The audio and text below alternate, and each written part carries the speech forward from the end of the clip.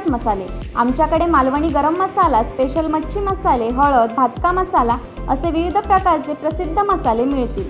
तसेच सर्व प्रकारचे लोणचे देखील आमच्याजवळ मिळेल। प्रोपरायटर दिलीप शिरसाट, संपर्क 84 32 22 40 32। प्रोपरायटर अमीर शिरसाट, संपर्क 96 37 17 05 66। आमचा पत्ता कुडाळ बाजारपेठ। निवडणूक असो वा कार्यक्रम, शिवसेनेचे खासदार विनायक राऊत यांना बॅग द्याव्या लागतात असा गंभीर आरोप राज्य नियोजन मंडळाचे अध्यक्ष आमदार राजेश क्षीरसागर यांनी केल्यानंतर भाजपा नेते तथा माजी खासदार निलेश राणे हे आक्रमक झाले असून विनायक राऊत यांनी कोकणाचं नाव खराब केलंय असा घणाघात करत त्या बॅग नेमक्या कोणासाठी होत्या हे सांगा असं ट्विट निलेश राणे यांनी केलंय।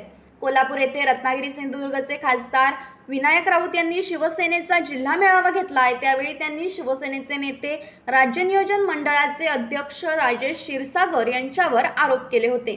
त्याचे पडसाद कोल्हापूर येथे उमटले असतानाच राजेश क्षीरसागर यांनीही जोरदार पलटवार करताना विनायक राऊत यांच्यावर गंभीर आरोप केलेत।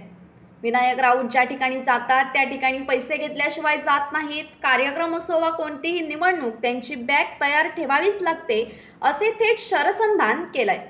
यावरून भारतीय जनता पक्षाचे नेते तथा माजी खासदार निलेश राणे सुद्धा पुन्हा आक्रमक झाले असून ट्विटद्वारे त्यांनी विनायक राऊत यांचा समाचार घेतलाय।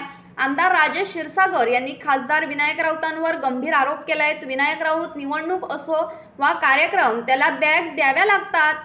कोकणचं नाव खराब केलं या माणसाने। त्या बॅग स्वतःसाठी होत्या की मातोश्रीसाठी हे विनायक राऊत यांनी स्पष्ट करावं असं त्यांनी ट्विट केलंय। मात्र या बॅग प्रकरणामुळे आता खासदार विनायक राऊत चांगलेच अडचणीत आलेत असंही निलेश राणे म्हणाले।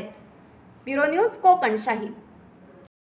असे नवनवीन व्हिडिओ पाहण्यासाठी कोकणशाहीचं यूट्यूब चॅनल सबस्क्राइब करा व बेल बटन प्रेस करा। तसेच फेसबुक पेज लाईक करा आणि इंस्टाग्राम पेज व ट्विटर पेजला फॉलो करायला विसरू नका।